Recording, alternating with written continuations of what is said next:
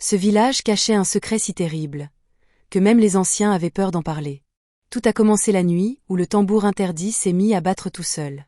Dans l'extrême nord du pays, là où la terre est rouge comme le sang séché et où le soleil frappe si fort qu'il semble vouloir brûler les souvenirs, se trouvait un village que le temps avait presque effacé, Ntakala. Ce village, entouré de savanes ondoyantes et de forêts anciennes, vivait au rythme des saisons et des traditions transmises de génération en génération. À première vue, tout y semblait paisible. Les enfants riaient en courant entre les cases rondes au toit de chaume, les femmes pilaient le mil en chantant doucement, et les hommes revenaient des champs à la tombée du jour, fatigués mais fiers. Pourtant, derrière cette apparente tranquillité, Ntakala portait une blessure invisible, une cicatrice profonde que personne n'osait toucher. Les anciens le savaient. Ils en parlaient à voix basse, lorsque le feu mourait et que les étoiles semblaient écouter. Car le village avait survécu autrefois à une famine terrible, et ce miracle avait eu un prix. Depuis des générations, une loi non écrite régnait sur Ntakala. Le grand tambour des ancêtres, conservé dans la case sacrée au pied du baobab millénaire, ne devait jamais être frappé après le coucher du soleil. On racontait aux enfants que ce tambour n'était pas un simple instrument, mais une porte. Une porte entre le monde des vivants et celui des morts. Lorsqu'il parlait, ce n'était jamais pour annoncer une bonne nouvelle. Et pourtant, par une nuit lourde et silencieuse, alors que la lune se cachait derrière les nuages et que même les insectes semblaient retenir leur souffle, le tambour parla de lui-même. Aïcha, une jeune femme au port droit et au regard profond, revenait du puits, une calebasse d'eau posée sur la tête. Elle connaissait chaque son du village, chaque craquement de branches, chaque souffle du vent. Mais ce qu'elle entendit ce soir-là ne ressemblait à rien de connu. Un battement lent, sourd, presque douloureux. Pom, pom, pom. Elle s'arrêta, le cœur battant à l'unisson avec le tambour. Ses mains tremblaient. Elle savait que personne n'avait le droit de toucher à cet instrument sacré. Pourtant, il résonnait, seul, comme s'il appelait quelqu'un. Ou quelque chose. Très vite, le village se rassembla sur la place centrale. Les torchers éclairaient des visages crispés par la peur. Les murmures se mêlaient au vent. Baba Sori, le plus ancien du village, s'avança lentement. Son dos était courbé par le poids des années, mais surtout par celui des secrets. D'une voix rauque, il murmura que le tambour ne parlait que lorsqu'un esprit ancien réclamait justice. À peine avait-il fini sa phrase qu'un cri perça la nuit. Un cri déchirant, plein de désespoir. C'était Issa, un garçon frêle de 10 ans, appelant sa mère à plein poumon. Elle avait disparu. Sa case était vide. Ses affaires étaient là, mais elle, non. À l'aube, la peur se transforma en soupçon. On se regardait avec méfiance.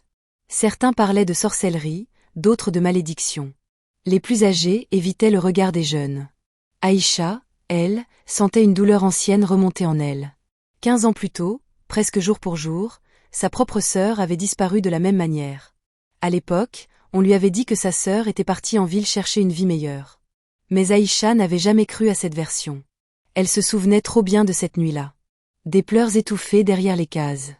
Des hommes rassemblés autour du baobab. Et du tambour, frappé une dernière fois avant que la famine qui ravageait le village ne cesse soudainement. Ce souvenir l'avait hanté toute sa vie. Et ce soir, il prenait enfin sens. Aïcha comprit alors que le miracle qui avait sauvé Ntakala avait été payé par le sang d'un innocent. Le village avait survécu, mais au prix d'un sacrifice humain. Cette vérité, insupportable, expliquait tout. Les silences. Les regards fuyants. La peur du tambour. Refusant de rester spectatrice, Aïcha décida d'agir. Malgré les avertissements et les menaces, elle se rendit seule, à la tombée de la nuit suivante, dans la forêt sacrée. Ce lieu était interdit à tous, sauf aux anciens. On disait que ceux qui y entraient sans autorisation ne revenaient jamais. Mais Aïcha n'avait plus peur. La colère et l'amour pour sa sœur disparus la guidaient. La forêt était dense, oppressante.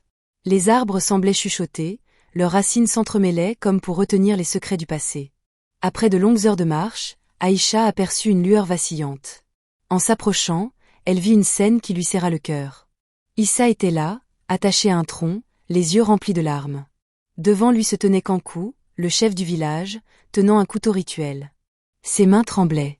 Des larmes coulaient sur son visage. Il répétait que c'était pour le bien du village, que les ancêtres exigeaient ce sacrifice, que sans cela Ntakala serait condamné à la famine et à la mort.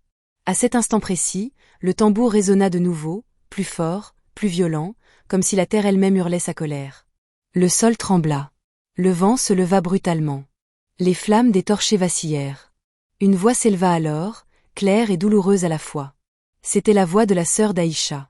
Elle demandait justice. Elle demandait la fin du silence. Les arbres semblèrent se pencher, le couteau tomba des mains de Kankou, et il s'effondra au sol, brisé par le poids de sa culpabilité. Attirés par le tumulte, les anciens arrivèrent en courant. Ils virent enfin ce qu'ils avaient refusé de voir pendant des années. Baba Sori tomba à genoux et avoua que le village avait été nourri par le sang des innocents, que la survie avait été choisie au détriment de l'humanité, et que le silence avait été leur plus grande faute. Cette nuit-là, la forêt se referma sur Kankou. Certains dirent qu'il avait été emporté par les esprits, d'autres qu'il s'était perdu à jamais. Nul ne le revit. Issa fut sauvé et ramené au village. À l'aube, le grand tambour des ancêtres se fissura lentement, puis se brisa en deux, comme si son rôle était enfin terminé. Depuis ce jour, Ntakala changea. Plus aucun sacrifice ne fut jamais pratiqué. Les anciens décidèrent que la vérité serait désormais transmise, pour que plus jamais le village ne survive au prix du sang d'un innocent. La pluie revint, les récoltes aussi, mais surtout, les habitants retrouvèrent leur dignité. Aïcha devint la gardienne de la mémoire. Chaque soir, elle s'asseyait près du feu avec les enfants et leur racontait cette histoire, pour qu'ils n'oublient jamais. Elle leur disait que l'on peut survivre à la faim, à la pauvreté et à la peur, mais jamais à un mensonge. Car tôt ou tard, la vérité finit toujours par se faire entendre, résonnant dans la nuit, comme un tambour que personne ne peut faire taire. Comme quoi un village peut survivre à la famine. Mais jamais à un mensonge. Si vous avez aimé cette vidéo, n'hésitez pas à nous laisser un pouce bleu, à commenter et à partager. Abonnez-vous pour ne rater aucune de nos prochaines vidéos. Merci.